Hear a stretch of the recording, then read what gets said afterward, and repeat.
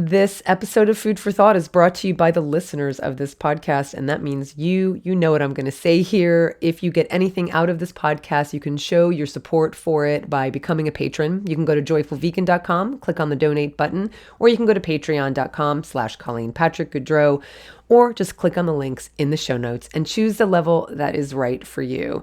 Thank you so much in advance. There's a reason this podcast is in its 17th year. It's because of listeners like you who contribute $5 a month, $50 a month, $200 a month, whatever level is right for you. You get perks in exchange, and you know that this podcast reaches hundreds of thousands of listeners. Thanks so much. Today's episode is Memorials and Monuments to Animal Advocates, Part 1.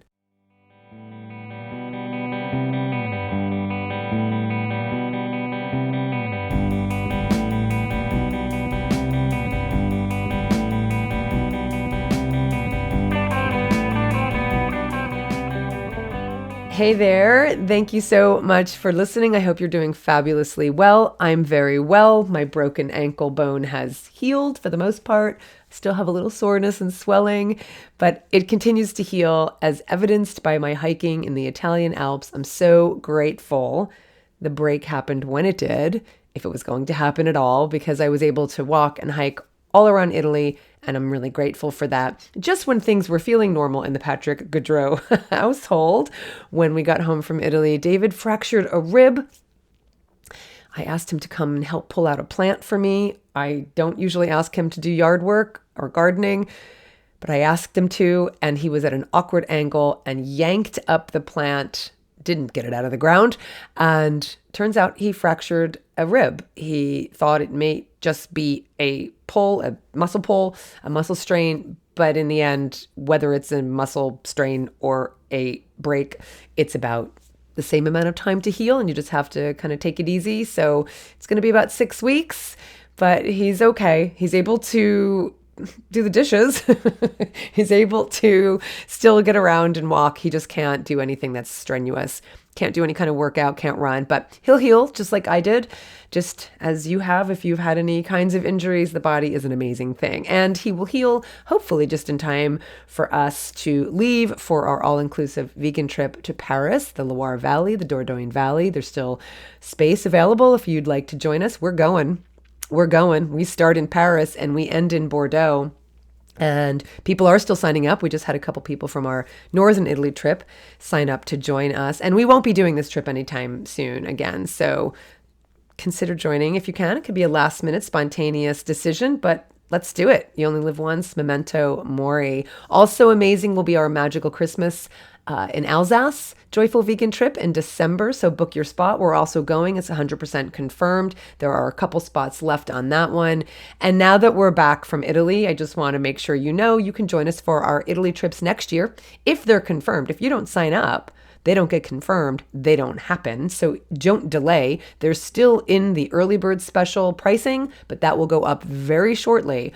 So if you want to join us for Joyful Vegan Tuscany called Destination Tuscany, or our Joyful Vegan Northern Italy called Mountains, Lakes, and Canals, they're both filling up. They're both in June 2024 if they get confirmed, and that only gets confirmed when we reach the minimum number, and we haven't reached that yet. Joyful Vegan Japan for 2024 sold out in 36 hours. So just don't hesitate. If you're interested in any of these trips, let us know if you have any questions. Just go to joyfulvegantrips.com, book your spot on one of these epic 5-star journeys, trips, whatever you want to call it. So let's get started with today's episode. I am so excited about this episode. Sit back, grab a cup of tea or a cup of coffee or whatever you drink, some water, some watermelon juice, whatever, some wine, some vodka, I don't know, whatever you drink, because it's going to be a good one and it's going to be a lengthy one because I've got a lot to say. And this is only part 1. One of my favorite podcast episodes to research and write was one that aired in December of 2021 called Monuments to Animals Around the World. And it featured physical monuments, physical memorials around the world that pay tribute to individual animals for their bravery, for their loyalty, for their strength, their endurance, their intelligence, whatever the different stories were. They're individual animals who have a memorial to them for different reasons.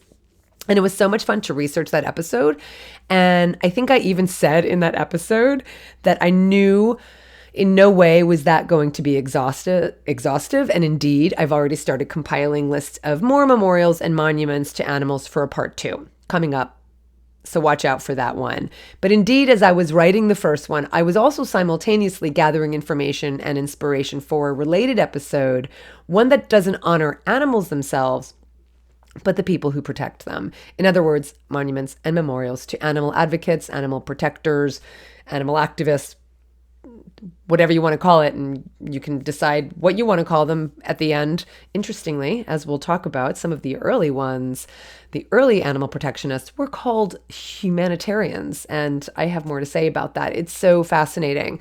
I've got some really good ones to talk about today, some pretty incredible people to talk about today, and there are so many that I had to break up this episode in 2 parts. What I hope you walk away with is some understanding of animal protection history, some appreciation for animal protection history, because I think personally, it's so important to know on whose shoulders we stand. If you are in any way, shape, or form someone who cares about animals, someone who advocates for animals, someone who's adopted an animal from a shelter. You don't have to be an animal advocate to appreciate what I am about to tell you and share with you.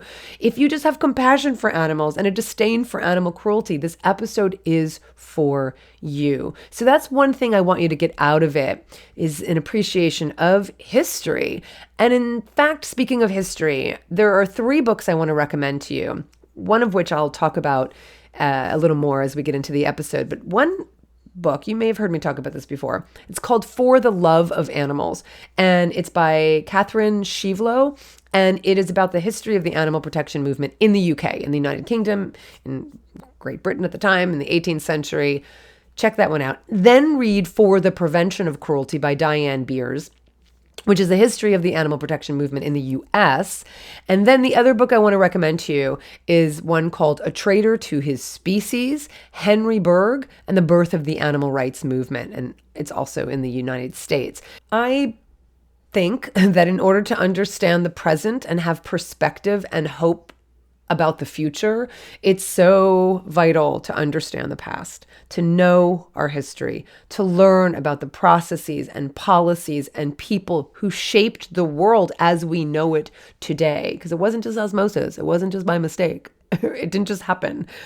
The second thing I hope you take away from this episode is that there are hundreds, thousands, truly tens of thousands of people who have worked on behalf of animals over the centuries, or funded work on behalf of animals who were not memorialized, who were not remembered. And this episode is dedicated to them, to all the nameless heroes, to all the wealthy socialites who provided funds to protect animals, who in one way or another did something to promote the welfare and well-being of non-human animals. But related to that, those who were memorialized were done so because of other individuals who felt it was important to preserve the memory of what I will call heroes. I'm calling them heroes. They were heroes, as you will hear.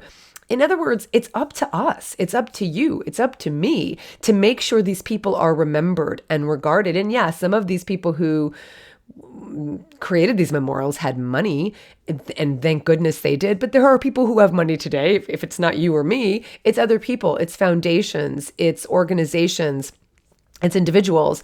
And I'll talk at the end of this episode about how you might go about having a memorial erected to an animal protectionist. You can do that because it just takes individuals like us to do that. It could be a historical figure. It could be someone who's contemporary.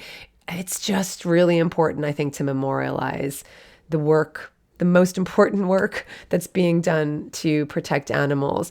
And like as memorials can be created while someone is still alive. I think as we honor human writers and human artists and politicians and war heroes, I think we can do a better job of publicly honoring those who have dedicated their lives to helping animals. So who knows, maybe this episode will inspire you to have some kind of public memorial created for someone you know who deserves it but doesn't have one.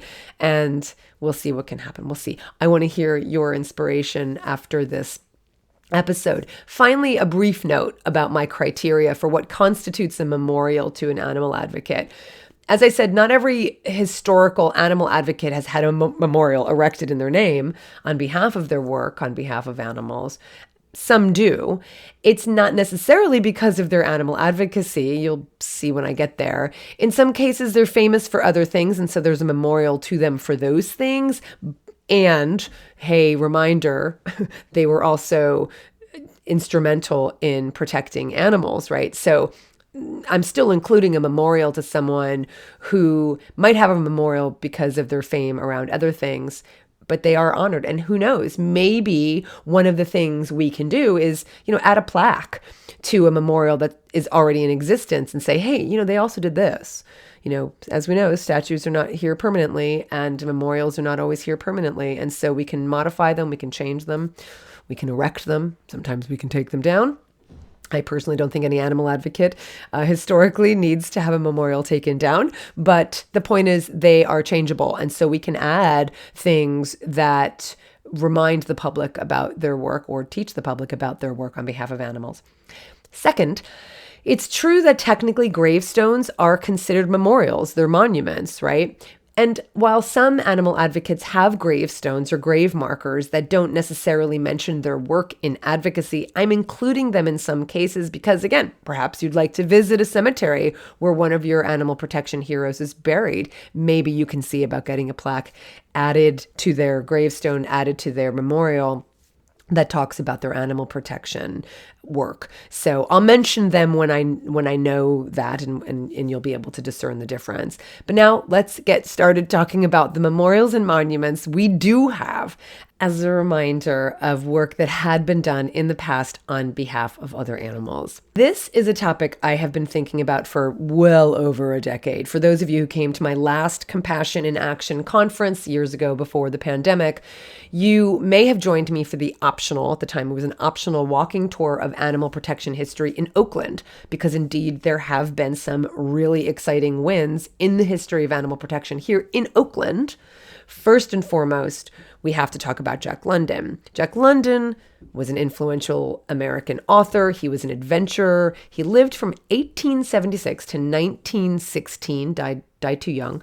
His famous novel, of course, is The Call of the Wild. He wrote that in 1903, follows the journey of a domesticated dog who's named Buck, and he adapts to the wild and embraces his primal instincts. That novel, along with his other wilderness stories like White Fang, that came a few years later in 1906, showcased London's observation of the animal kingdom and his ability to portray the fierce struggle for existence, of course, especially for these dogs in the wild.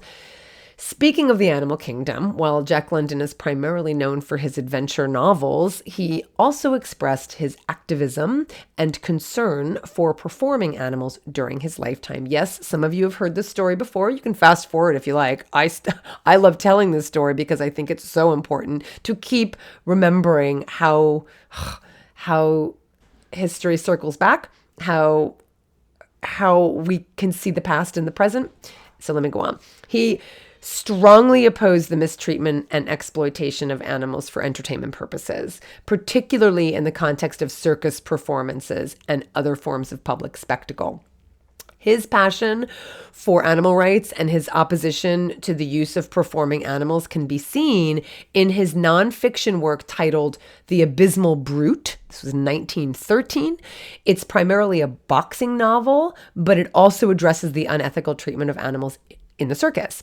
His main character in this book, The Abysmal Brute, was Patrick-Goudreau, and he confronts the brutal treatment of a caged lion in a traveling circus, shedding light on the dark underbelly of the entertainment industry. So certainly people who were fans of his work, and he was famous. He was famous in his lifetime. So people were reading his stories. They would have read about his, obviously, feelings about circus animals.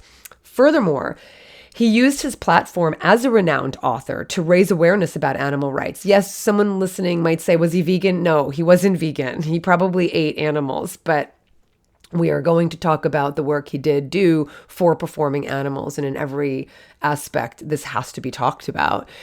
He wrote essays, he wrote speeches, advocating for the humane treatment of animals, arguing against their exploitation for entertainment purposes. If he had lived longer, he would have continued doing this. He believed that the mistreatment of performing animals was a reflection of humanity's lack of compassion and our need to demonstrate our moral responsibility to other animals. Shortly before his untimely death, he observed, and this quote has to be repeated, he wrote, after seeing the circus training methods for circus animals, for performing animals, he wrote from his Glen Ellen home, "I have a strong stomach and a hard head, but what turns my head and makes my gorge rise is the cold-blooded, conscious, deliberate cruelty and torment that is manifest behind 99 of every 100 trained animal turns. Cruelty as a fine art has attained its perfect flower in the trained animal world." I love that. I love that passion so much, and that compassion. In a novel he wrote called Michael, Brother of Jerry, in the preface to this novel, he wrote, now this novel was published after his death, but he urged readers to join animal welfare organizations. And he wrote, "First, let all humans inform themselves of the inevitable and eternal cruelty by the means of which only can animals be compelled to perform before revenue-paying audiences. Second, I suggest that all men and women and boys and girls who have so acquainted themselves with the essentials of the fine art of animal training should become members of and ally themselves with the local and national organizations of humane societies and societies for the prevention of cruelty to animals." He urged the public to walk out during animal performances. Like, go to the circus, fine, because there's, human performers as well. But when the animal performances start, walk out. Show the management, he wrote, that animal acts are unpopular and they will stop offering them, he promised.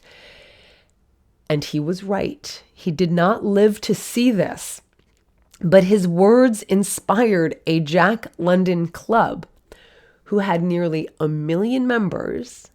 These members were urged to distribute literature outside of circuses, to contact the press and circus management, and to walk out during the animal acts. In 1925, the press reported that Ringling had discarded animal acts for all time, that's in quotes, and quoted Charles Ringling as explaining, quote, "There has been enough criticism by the public of wild animal acts to warrant us in withdrawing them, as a quite common impression is prevalent that tigers, lions, etc. are taught by very rough methods, and that it is cruel to force them through their stunts." Now, sadly, 5 years later, they resumed the use of animals in their circuses to provide cheap entertainment to the public during the Depression. But for 5 years, there were not animal acts, very intentionally, because Charles Ringling heard the public. 100 years later, after Ringling brought back the animal acts, something else happened. At the end of 2014, an ordinance to ban the use of bull hooks on elephants was brought before the Oakland City Council. Yep, that's my city council. That's my city. That's my city. Bull hooks, you probably know, are sharp weapons. They are commonly used to train elephants to act in ways that are anathema to their very nature.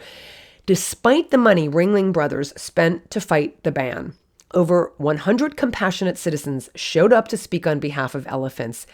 And shortly after midnight, and it was a long night, it was a long fight, the ban passed. And in her last city council meeting, as then Mayor Jean Quan presciently stated, she said, "I am certain that the day will come when we will see a ban on elephants being used in circuses altogether." That was in 2014. 3 months later, in March of 2015, Ringling announced that it would be removing elephants from their circuses. As cities and counties across the United States began drafting similar legislation, Ringling recognized how expensive it was going to be to fight in every local jurisdiction. And a year later, Ringling announced that they were closing for good. And indeed, that week saw their last performance. You knew them growing up as Ringling Brothers and Barnum and Bailey Circus. They were formerly Ringling Brothers and Barnum and Bailey combined shows. They called themselves the greatest show on earth. They were indeed one of the largest traveling circuses in the United States in the 20th and 21st centuries. They ceased operations in 2017. The largest animal circus at the time closed down. Now remember the name Barnum, because we're going to come back to him.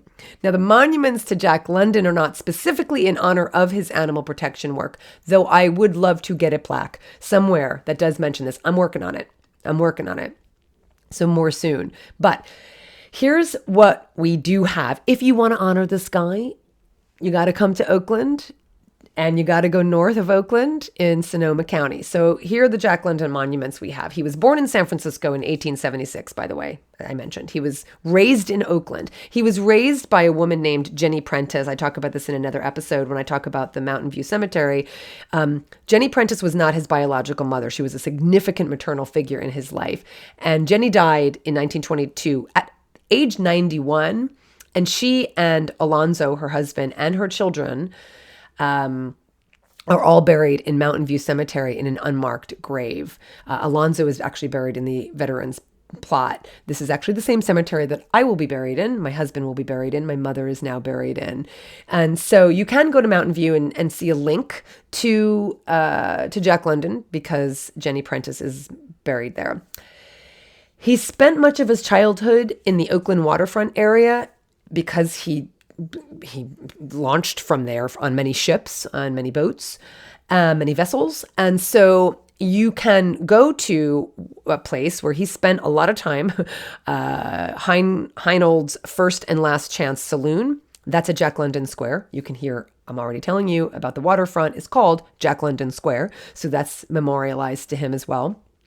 Heinold's is his old saloon. He spent a lot of time there, unfortunately, because alcohol was one of the reasons he died so young. It's really a shame. But he did spend a lot of time there. He began taking notes for what would become his books when he was at Heinold's. It was built in 1883 from timbers of a whaling ship. So I think it's better that it's a pub and not a whaling ship anymore. But you can come here for a drink. It's a really fun place. There's outdoor seating. It's a really fun place. And Jack London Square is quite lovely to hang around in. You're right on the waterfront. It's quite beautiful. There's a wolf statue in front of Heinold's named for White Fang, the wolf character in London's book by the same name, White Fang. There are also historical plaques outside that document Jack London's commitment to social justice. And then there's a cabin that's a replica of a cabin. It's not the actual cabin when he lived in Alaska, but it's a replica of a cabin. So London left California in his teens to go find adventures, which would later provide fodder for his writing. But he eventually returned to Northern California and he spent the rest of his life here. He spent a year of college in Berkeley. He rented a villa on Lake Merritt in Oakland, here at Lake Merritt. And he eventually settled down permanently in the small Sonoma County town of Glen Ellen, which you can visit. It's a beautiful town. It's about 45 minutes from Oakland, north of us. And he died there at his estate, sadly, at 40 years old. And it's quite amazing that he accomplished as much as he did in his short life. He was, as I said, quite famous, and he accomplished so much, including speaking on behalf of animals. And as I said, he died in 1916. So you can visit his house in Glen Ellen. I highly recommend it. It's all in Jack London State Park. So he's memorialized at Jack London State Park, Jack London Square, and in those statues that I mentioned. So I started with Jack London because he's close to my home, close to my heart.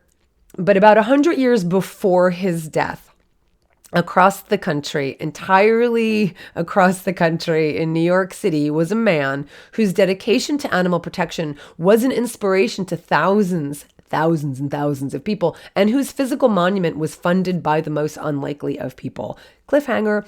And the reason someone like Jack London could say to his public, the reason he could say, go support your humane organizations and your SPCAs, is because of this man. And this man was Henry Bergh. Henry Bergh was an American philanthropist. He grew up very wealthy in New York, and he was an animal rights advocate. He lived from 1813. So just to give you perspective, this is 100 years before Jack London died. So Jack London died in 1916, and Henry Bergh was born in 1813. Okay, and he died in 1888. He's best known as the founder of the American Society for the Prevention of Cruelty to Animals, the ASPCA, and he was a pioneering figure in the animal welfare movement. He was born into an aristocratic family. He initially pursued a career in business and diplomacy. He earned a degree in law. He tried his hand at writing. Nothing moved him. And finally, his life took a transformative turn when he was in Europe during his time as a diplomat. He witnessed the inhumane treatment of animals during that time, and he was deeply moved by those experiences. And as a result, he became determined to improve the lives of animals and fight against cruelty. It happened just like that. He was already over 40 years old, and it happened just like that. Like so many of us who can identify with that moment of awakening. He had his moment of awakening when he was over 40 years old. You just don't know when your eyes will be thrust open. And it was for him. So in 1866, Bergh founded the American Society for the Prevention of Cruelty to Animals. And he was in New York. He called it the American Society because he wanted it to be a national movement. And as you'll find, that much of his work was centered in New York because he was able to really focus on local legislation, but we'll get there. So he called it the American Society for the Prevention of Cruelty to Animals, the ASPCA, the first organization of its kind in the United States, inspired by the RSPCA in the UK, founded by William Wilberforce, Richard Martin, I've talked about them, and others. In 1824 is when the RSPCA was founded, the Royal Society for the Prevention of Cruelty to Animals. The ASPCA aimed to prevent cruelty towards animals, to promote their humane treatment, and to enforce laws to protect them. As part of his organization, Bergh established a team of specially trained agents whose primary responsibility was to enforce animal protection laws. I know we know about animal protection officers and animal law enforcement officers, animal control officers, they're called in many cities. But I think you don't understand what a groundbreaking development this was. Never before had people been individually empowered to arrest other individuals because of animal cruelty, bring them to court, and advocate for the rights and welfare of animals. This was progressive. It was groundbreaking and had never been done before. And it marked the first organized effort to actively enforce animal protection legislation that had also just passed in the United States. It was monumental.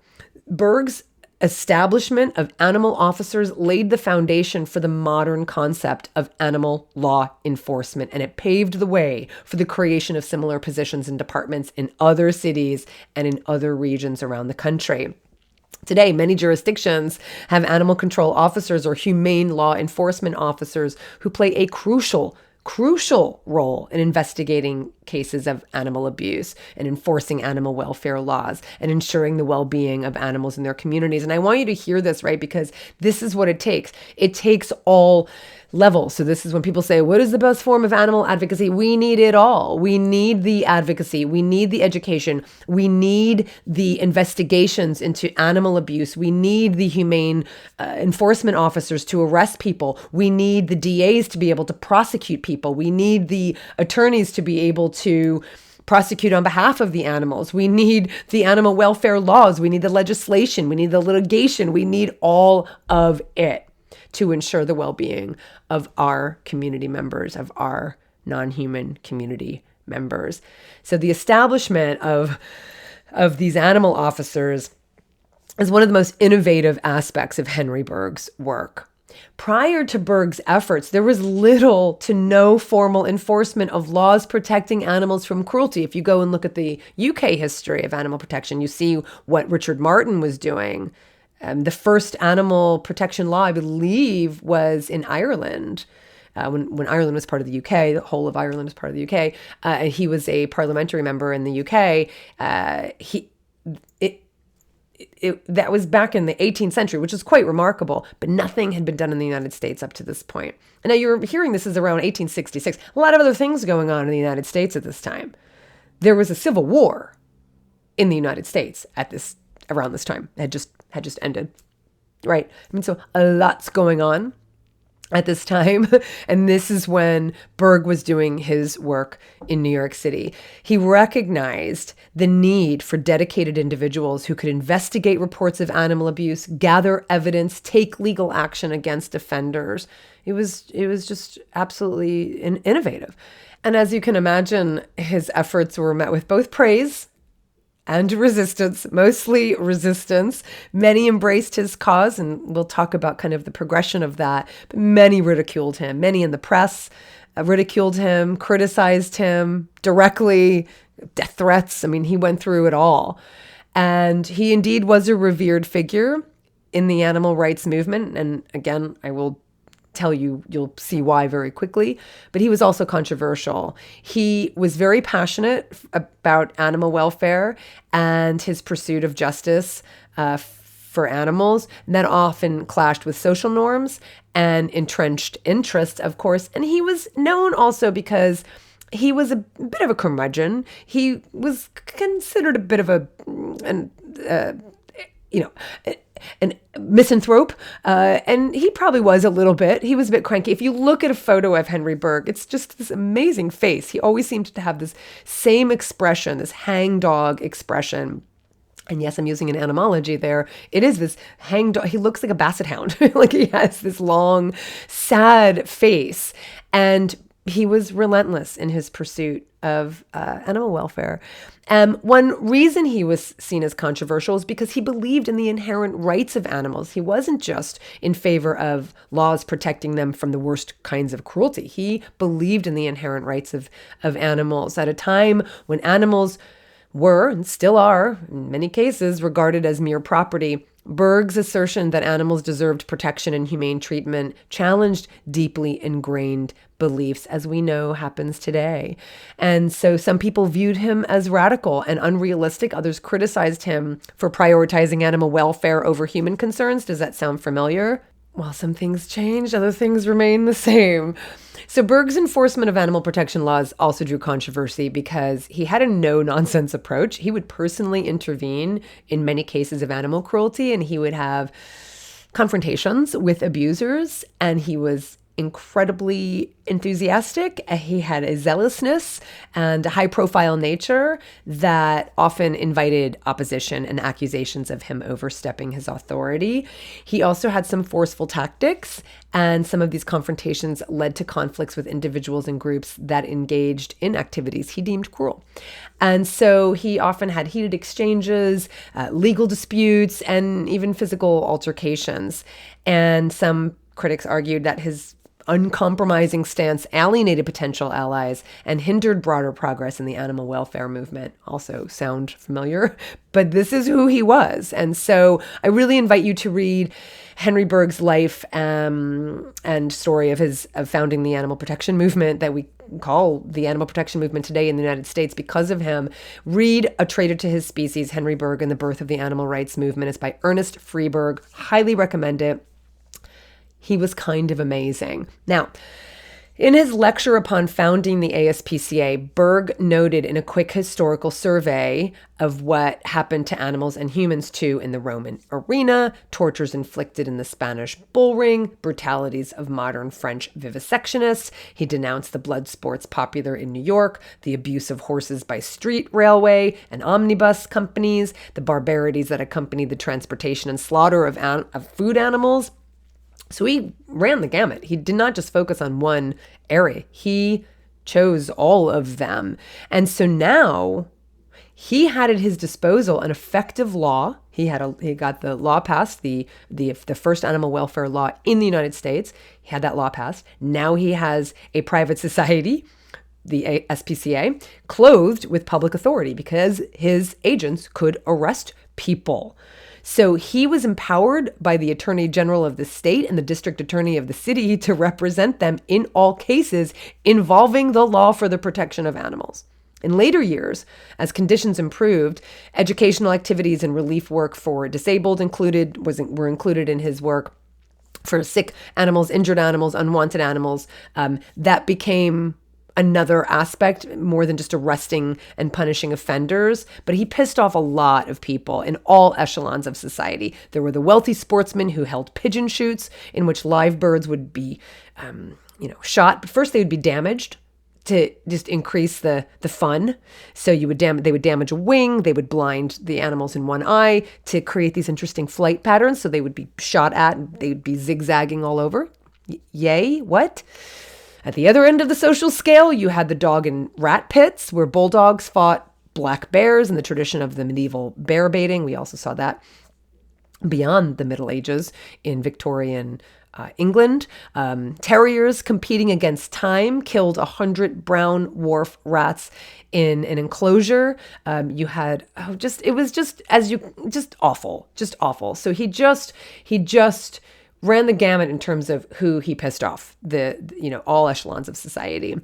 And then there was P.T. Barnum, the renowned showman and circus owner whose relationship with Berg was an intriguing one, characterized by a mix of cooperation, respect, disagreements, public disagreements.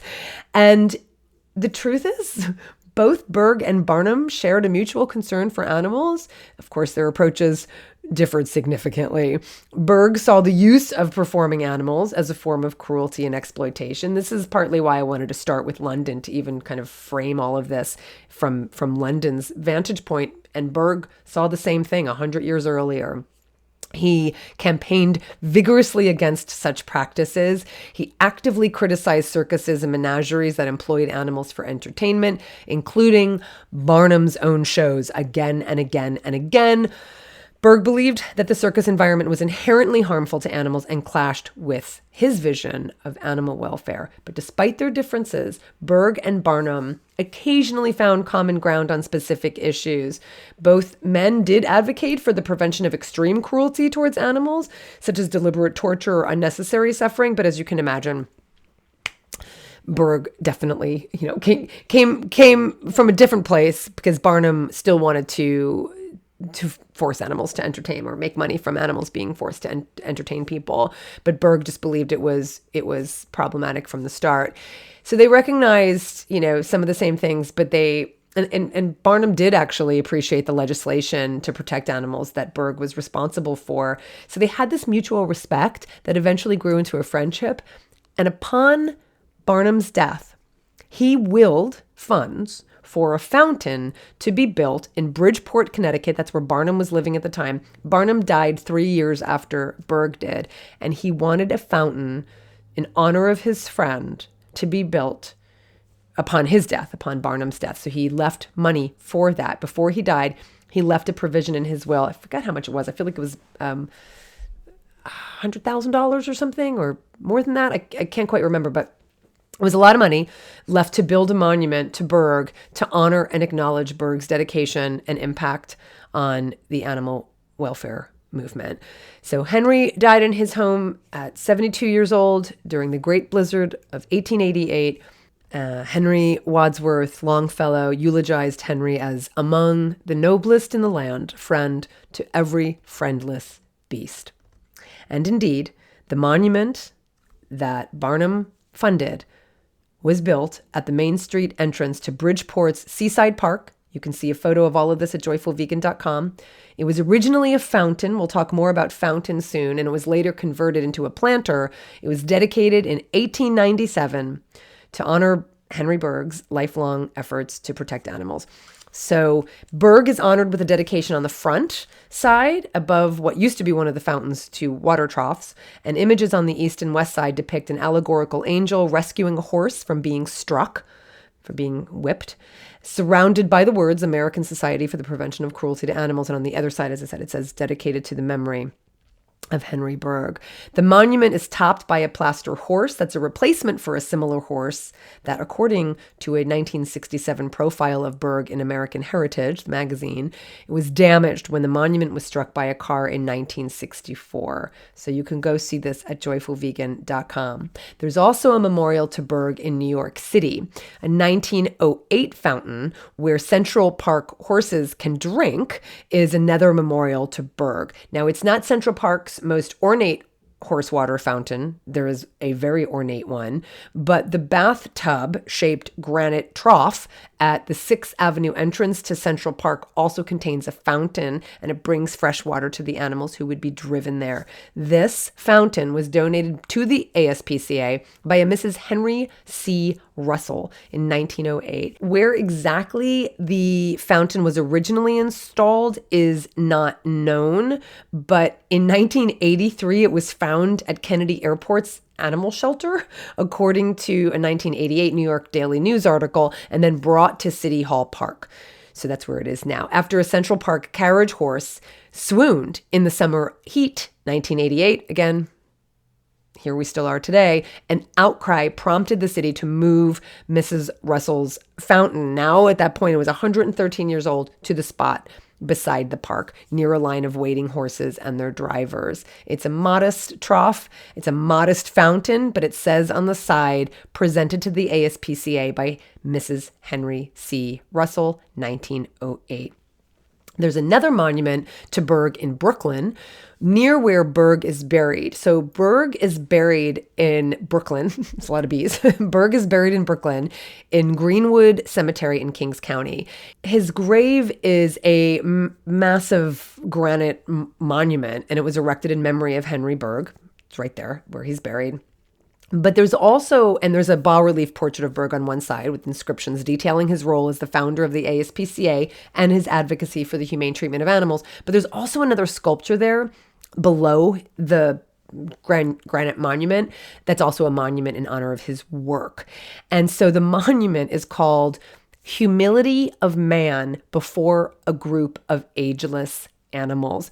It was funded by a Willem Hunt Diederik, I think it's Diederik, who died in 1953, and John Turkin, who died in 1993. So it's a bas-relief, and it's a tribute to the bond between humans and non-human animals. And it was given by its renowned artist to the ASPA circa 1953, so when Diederik died, and it hung on the ASPCA headquarters, the Manhattan headquarters, until 1992. I have to confirm that date because it was moved, and this is what's so beautiful, like it was there for almost 40 years. So generations of New Yorkers viewed this iconic sculpture while passing the ASPCA headquarters at along FDR Drive at 92nd Street. But in 2006, the sculpture was installed at Greenwood Cemetery. So I don't know what happened between 1992 and 2006. I have to find that out. But the installation is just below the grave of Henry Bergh in honor and in celebration of, this is probably why it happened then, in honor of and in celebration of his 140th anniversary of the founding of the ASPCA. So that's when that sculpture was installed, and apparently it's there on permanent loan. So it inspires kindness and compassion for all living beings. It's quite lovely. I encourage you to visit my website, joyfulvegan.com, to see photos of it. It's a horse. You can see a person compassionately petting this horse. There's a cat, I think there's a squirrel, there's a dog, and it's quite lovely. So if you're in Brooklyn, you can visit. Take some photos for me, please. I would love that. You can have an excursion to all of the animal protection monuments in New York City. Okay, I want to move on to another man who, inspired by Bergh, had a very different temperament and a very different approach to animal protection. And that is a man named George Thorndike Angel. Yeah, I know Angel is his name. Okay. Now, remember, Henry Bergh founded the ASPCA in New York City in 1866, which turns out was around the same time that another gentleman who was to change the course of the plight of animals in the United States had his own life-changing epiphany regarding animal abuse. This is how it happens. That man was George Thorndike Angel, born in Southbridge, Massachusetts, graduated from Dartmouth College in 1846. He studied law at the Harvard Law School, and in 1851 was admitted to the bar in Boston, where he practiced for many years. In February of 1868, so it was only a couple years after Berg founded the ASPCA, 2 horses, each pulling 2 riders over 40 miles of rough roads, were raced until they both dropped dead. Again, not very different than what's still happening today. George was appalled, and he took immediate action. He wrote a letter of protest in the Boston Daily Advertiser, where it caught the attention of a woman named Emily Appleton, a prominent Bostonian who deeply loved animals and who was already nurturing the first stirrings of an American anti-cruelty movement inspired by Berg. Within a month, with Appleton's backing, George incorporated the Massachusetts Society for the Prevention of Cruelty to Animals, the MSPCA, the second of such SPCAs modeled after Berg's organization. Just 3 years later, to give you perspective of what a ripple effect Berg had, 24 cities across the United States established similar animal protection organizations within 3 years of each other. So for many years, Angel was active in the Organization of Humane Societies in England and America. In 1882, he initiated, in addition to having the MSPCA, he initiated the movement for the establishment of what he called bands of mercy for the promotion of humane treatment of animals, of which in 1908, there were more than 72,000 in active existence. I think of them as kind of like a Boy Scouts, because there were tasks that the children, it was boys and girls, were tasked to do for animals, contests they had promoting compassion for animals. So I think of them as like a Boy Scouts for animals called the Bands of Mercy. In 1889, so that was in 1882, so 1868 was the MSPCA, 1882 was Bands of Mercy, 1889 he founded and became president of the American Humane Education Society. He became well known as a criminologist and an advocate of laws for the safeguarding of the public health and against adulteration of food. After he suffered from failing health for a long time, he died in Boston at 85 years old. Thanks to the commitment of MSPCA staff and supporters, George Angel's principles have endured for more than 145 years. So his work continues, but I don't think a lot of contemporary animal activists, animal advocates, whatever you want to call yourself, knows about him. He established also a publication called Our Dumb Animals. And I know you're going to hear that and be offended by that. He was editor of this publication for really his whole life. Dumb at the time was a common phrase referring to animals in general who have no speech. Now, of course, we would say today that they indeed have speech and language and culture, but it was an expression of its time. There was no in any way negative attribution to calling them dumb. The word meant silent. The word meant unable to speak. So I know it sounds offensive to our modern ears, condescending, but that's not what it meant at all. It's a word that has changed meanings. We just don't have any memory of it because it was a long time ago. So the publication was called Our Dumb Animals, and he was the editor for many, many years.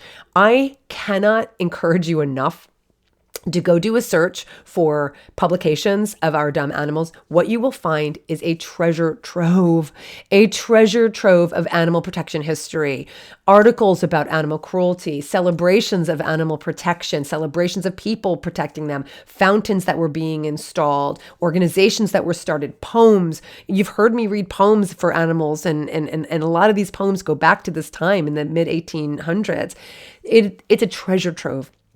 And you can find years and years and years of these publications, and they were dense and they were wonderful. So I really, really encourage you to go check them out. So Angel and Berg were both like just the most incredible defenders of animal protection. They had differences in their perception of humans, and they had differences in their approach. Berg tended to think that you couldn't change people, that people were inherently cruel, and that what you needed were strict laws and punitive fines and punishment to prevent cruelty to animals, right?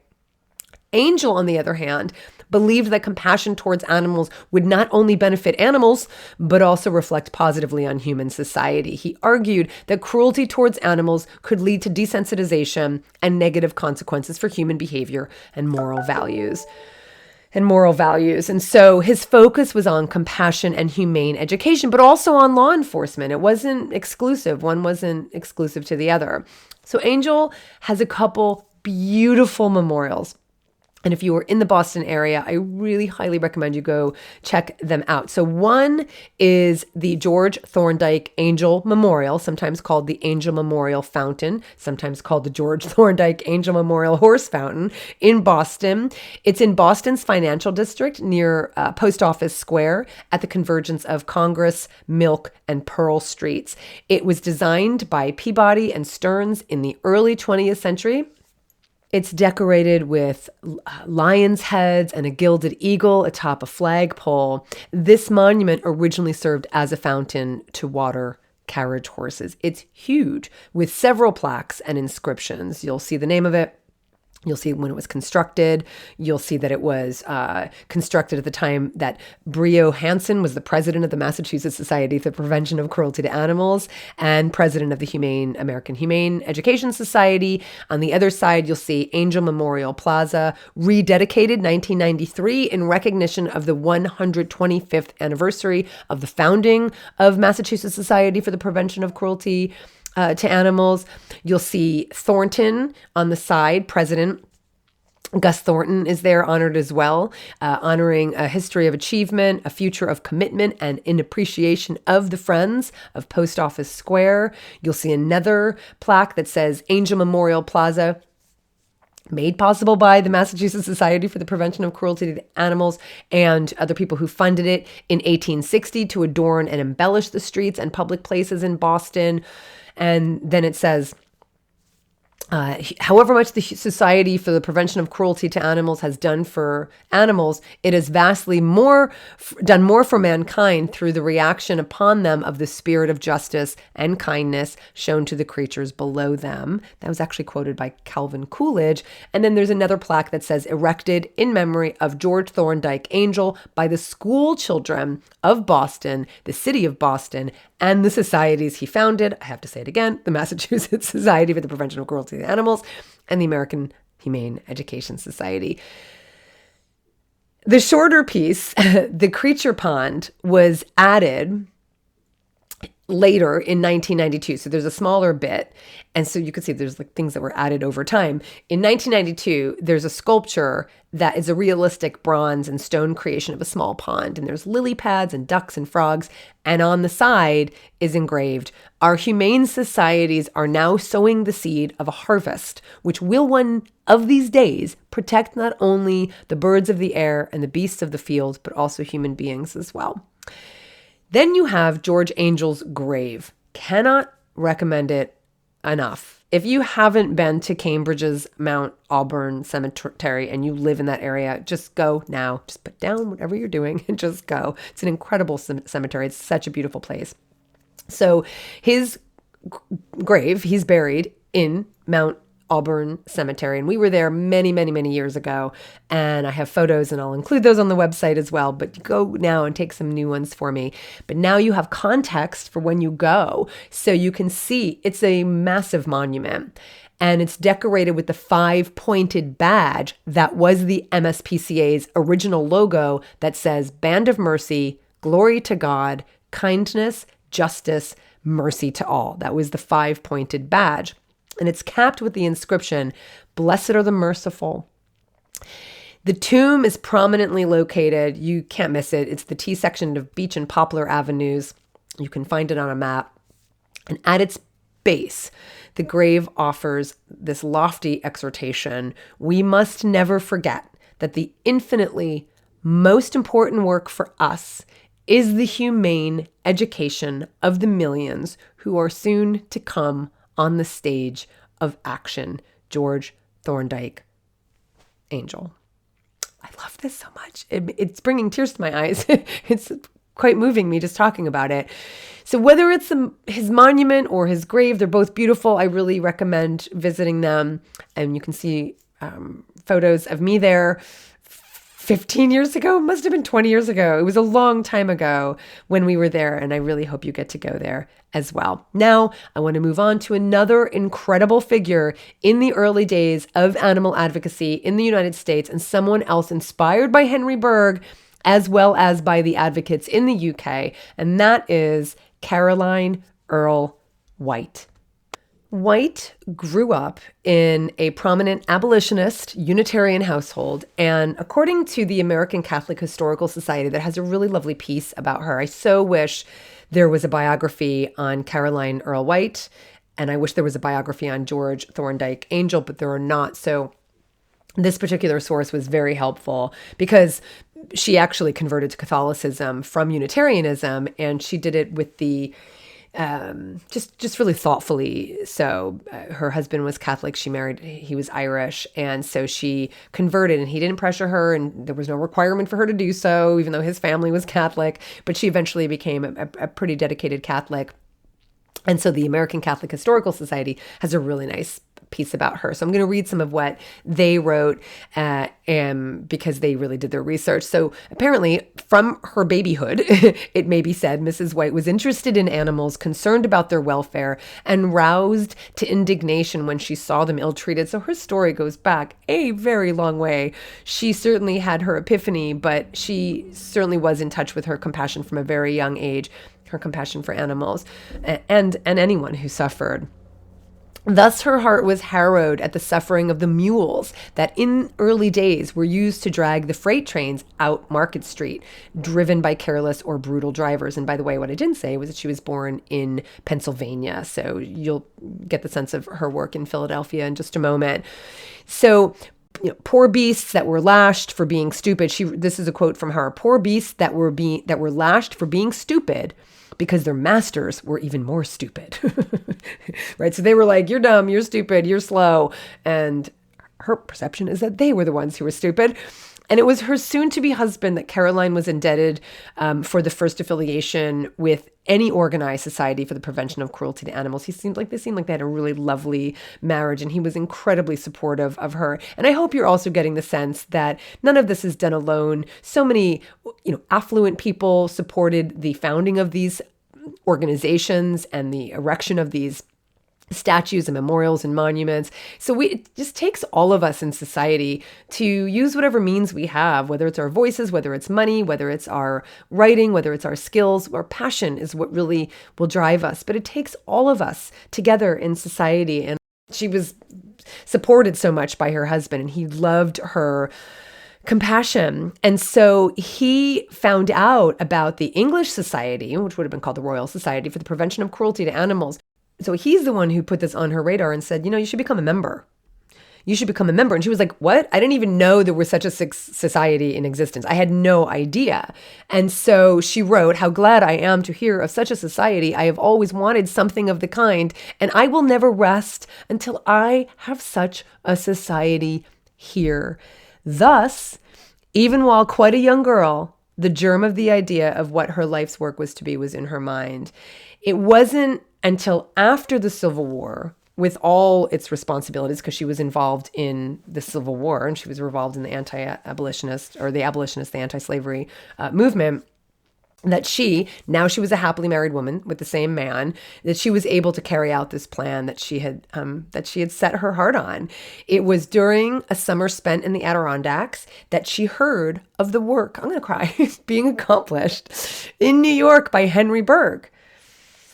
And so she was fired up with the hope of establishing similar work in her own city of Philadelphia. And so she stopped on her way home to New York to consult Mr. Bergh as to the necessary steps to be taken for organizing a society for the prevention of cruelty to animals in Philadelphia.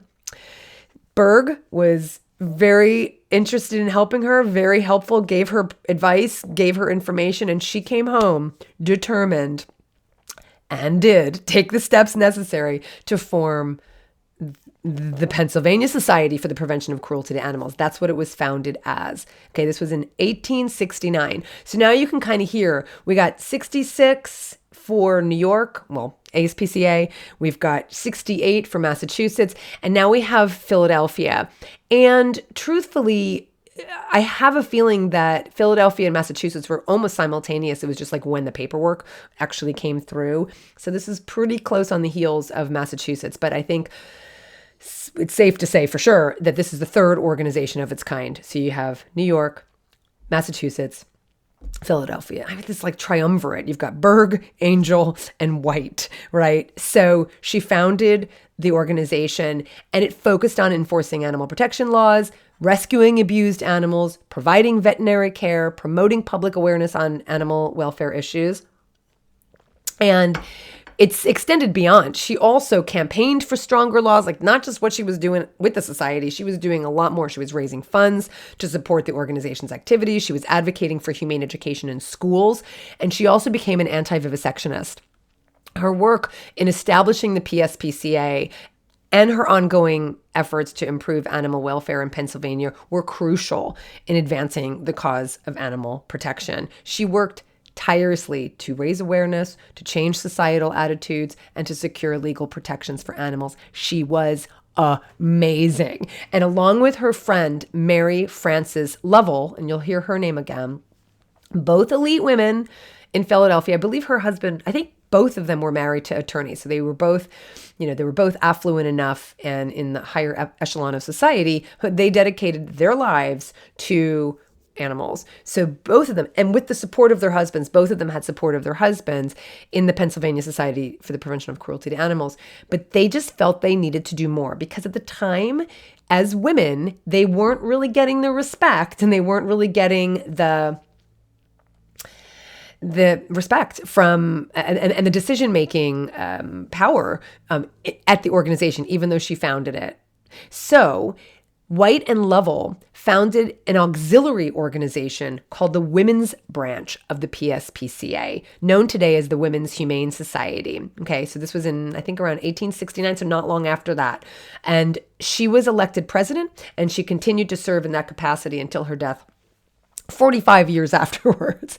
And the objects of the society were set forth in the charter in these explicit terms: to provide effective means for the prevention of cruelty throughout the state of Pennsylvania and for the enforcement of laws heretofore and hereafter enacted for the protection of dumb animals, to erect and maintain fountains, tanks, etc.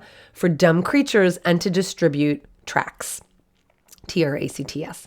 Almost as soon as the society was organized, it began active work, and the first ill-treated animals to which its humane efforts were directed were the stray dog. So stray dogs were captured by the city dog catchers. They were often subjected to cruel and barbarous behavior. They were killed if they were unclaimed and homeless. It was shockingly brutal. You will read some of this in the Henry Berg biography.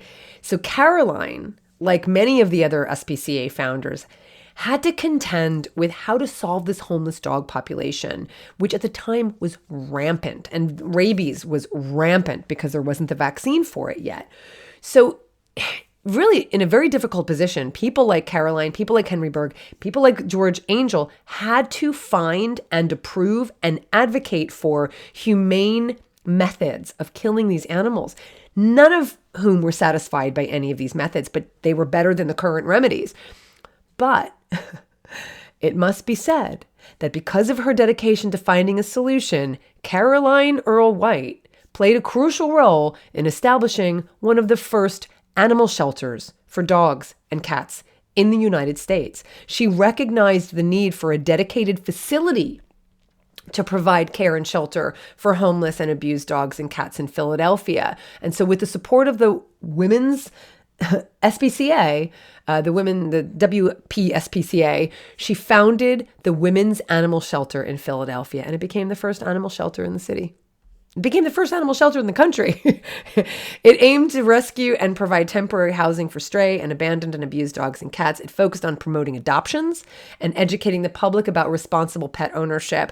The shelter offered a safe haven for animals in need, and it provided them with food and medical care and a chance to find loving homes. You'll read about this in Henry Berg's biography, because you can't talk about his work without talking about hers and vice versa. So the way that Berg's work around humane animal officers was innovative and progressive, this is White's vision and her dedication to animal welfare. It was innovated. She was criticized for it at the time, especially because dogs were seen as mangy. They were full of mange. They were rabid. They were seen as vicious, and many were, because they had no domestication. They had no kind hand leading them. But many people also had dogs who, wound up, running away or running out of the yard, and so they could just be rounded up and killed. And so people wanted their dogs back. And of course, cats were a different story, because people did not really see cats as pets at this time. Starting to happen a little bit more in the Victorian era. But it was a different story for cats. But for dogs, she provided a model for future shelters. And she really is the reason we had the development of the modern shelter system today. And so I really, really, God, can someone please go write a biography of White and her work on behalf of animals, because she was so amazing. Another important work undertaken by the society under White's leadership was the humane education of children. So like Angel, she knew that it was not possible to begin too early to inculcate lessons of kindness and compassion and mercy and consideration for other animals in our hearts, in our minds, and in the conscience of children and in the behavior of children. She believed firmly, as Angel did, that children should be taught from infancy the duty of being kind to all living beings. And it is almost an impossibility to protect animals from cruelty without learning at the earliest of ages that birds and cats and dogs and every animal feels pain and suffers and is entitled to kindness. And this would have come from her religious beliefs as well, that they were creatures of God and that they deserved the treatment that any creature of God would have deserved. And so in 1876, moving on to her work around anti-vivisection, the British Parliament passed the first anti-vivisection law, the Cruelty to Animals Act, in 1876. And this was the result of public outcry against vivisection led by Frances Power Cobbe and her Victoria Street Society. Inspired by their relationships with British leaders like Cobbe, a group of Philadelphians, including White, formed the American Anti-Vivisection Society in 1883. With the goal of regulating the use of animals in science and society. Now, you'll hear about anti-vivisection work on behalf of Berg. So much difficulty. Berg really, really, really wanted to abolish vivisection altogether. But as often happens, he had to make compromises when he was creating legislation for other issues. And the vivisectionists were onto him by then. The scientists were onto him by then.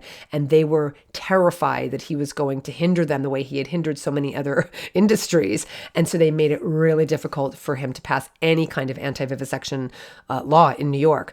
So White very much wanted it abolished completely. And that's why she started the American Anti-Vivisection Society. In fact, it originally was, as I said, to regulate the use of animals, but very quickly it became about the abolition of vivisection in the United States was her goal. And so she worked on behalf of animals in so many ways, in so many areas, and so many issues, her entire life. So in 1916, in September of 1916, she was at her summer home. She took ill after a day of exertion, and it was her last illness. She died 1 month later on September 6th. So I guess she would have fallen ill in August. And September 6th, 1916, she died. And her remains were taken to the Church of St. Mary in Nantucket for her funeral mass.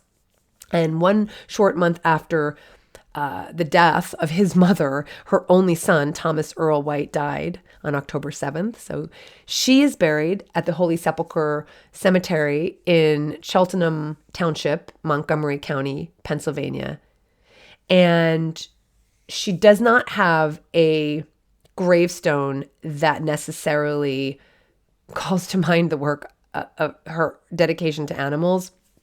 But you can still go visit her grave at the cemetery. But there were resolutions passed by the executive committee of the Women's Pennsylvania SPCA at a special meeting held on September 8th, 1916. So this was 2 days after her death. And I just want to read this because I'm going to cry. It's quite moving. So this was a resolution that was passed upon her death. Whereas the passing from this life of Mrs. Caroline Earl White, the honored and beloved president of this society, the pioneer of humane work in this state, and its acknowledged champion and leader for nearly half a century, though it has deprived us of her earthly presence, cannot destroy the good that she did, and which commanded the respect of all true humanitarians. This is her memorial.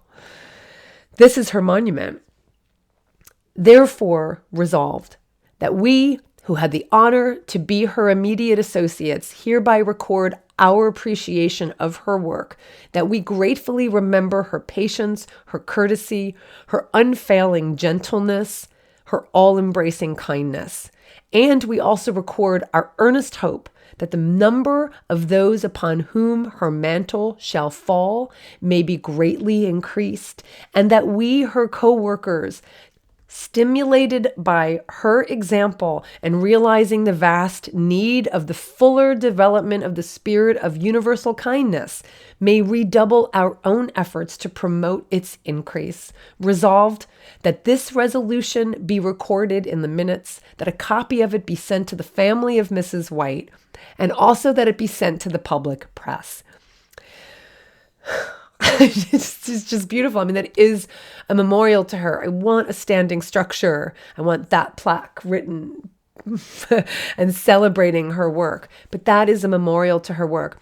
The Anti-Vivisection Society also passed a most touching and appropriate resolution. And I'll read a portion of it here.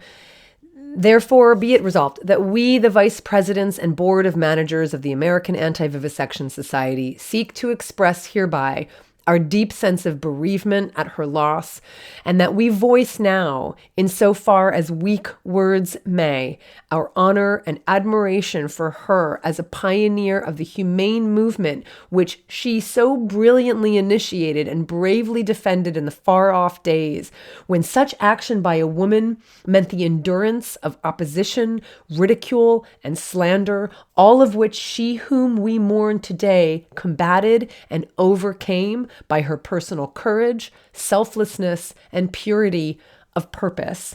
And be it further resolved that we recognize the great impetus she gave the cause of anti-vivisection by the power of her pen, ever at its disposal and always used with truthfulness and moderation.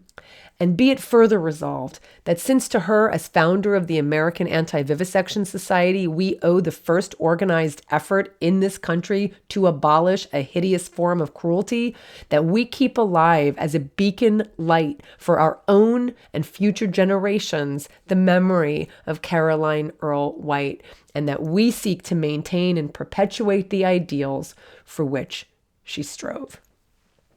In my small way in writing this podcast, I am trying to keep her memory alive and to perpetuate the ideals for which she strove. This is my memorial to her because we don't have a physical monument to her. She needs a grand marble monument, to be honest, in my opinion. And I know the AAVS, the American Anti-Vivisection Society, still honors her work.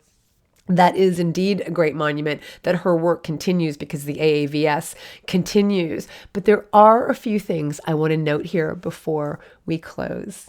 And that is, when she was still alive, in 1915, at a conference of the American Anti-Vivisection Society, White was presented with a gavel made from the wood of a tree growing in Independence Square, a tree which had waved over Independence Hall itself. In May of 1916, White participated in the exercises attendant upon the planting of the first memorial tree in Washington Square, this is in Philadelphia, in commemoration of humane work.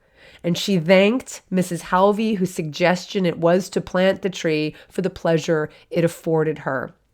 The next year, about a year after she was already passed, she was already gone, she was already dead, but a tree was planted in memory of White in the yard of the Wharton School, this is again Philadelphia, at 3rd and Catherine Streets. Now, I don't know if that tree is still there, but I looked on Google Maps, and there is indeed a park right there in that area called Mario Lanza Park.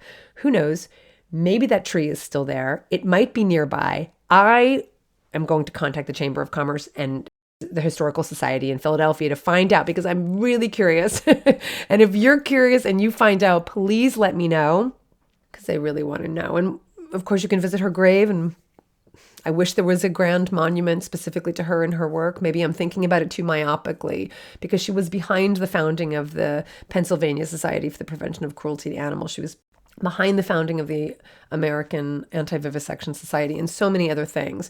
So those monuments still exist. Our memory of her, I hope, can still continue. And she was also behind the construction of public drinking fountains and horse troughs, many of which survive today. These are existing monuments. It might not have her name on them. It might not have a celebration of Caroline Earl White on them, but they are monuments to the work she did and to her dedication and to the dedication of so many others who were protecting animals at the time. I want to talk about these fountains. I'm also aware that we have gone over, and I have decided as I'm recording this that I am going to make this a 3-parter, if not a 2-parter, but I am going to continue the work of talking about monuments and memorials to early founders of animal protection history in another episode, because I want to really spend the time talking about, again, what an innovative and universal movement it became to create fountains for animals. And oh my gosh, so many cities have them. And I want to do justice by them. I don't want to rush through it. I feel like I've already probably taken up enough of your time, so I want to let you go. But before I do, you know what I'm going to say. If you appreciate the time it takes to research these episodes, to write these episodes, to record these episodes, to produce the episodes, to edit them, to promote them, if you appreciate in any way the memorial that I am creating to early animal protectionists, if you have been in any way inspired to share this work or have been moved to change because of this work, I really encourage you to become a supporter. You make it possible to do, and I'm just grateful for whatever you can do, whether you're an enthusiast at $5 a month, or a champion, or $10 a month, or a superstar at $20 a month, a bestie at $30 a month.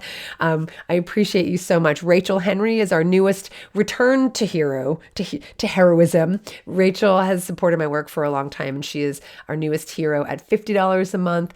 She has been a supporter for a long time. She's helped me with some things and has volunteered to help me with many aspects of cleaning up my website when the new one was built. And I'm really grateful to Rachel as my newest hero. All of this makes a huge difference. I also encourage you, if you have in the past in any way given anything through Patreon, please go check to see if your credit card is still working. So many credit cards become defunct for just reasons of time.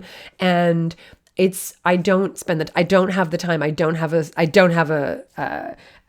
an assistant to go and just track people down. And even when we have tracked people down, it is difficult to get someone to reinvigorate their support. So if you do think you need to go change your credit card or check your credit card, if you have contributed annually and you think your credit card, that annual support might be flailing or it's going to expire, if you could go over to patreon.com and just make sure it's all good, I would be so grateful.